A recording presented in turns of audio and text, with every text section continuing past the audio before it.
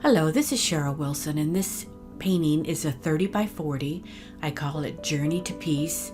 This is for my online galleries for the video so that the potential client can see what the painting looks like. This painting was a little bit harder to capture the color, so if you need more snapshots, let me know. It's very, very layered, a lot of underpainting underneath.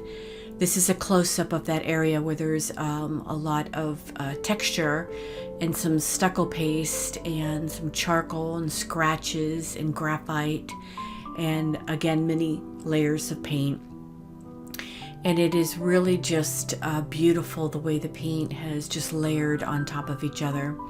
This is another area underneath where I have some incredible markings, and the scratches in the paint when it was wet caused it to have some really pretty texture in there.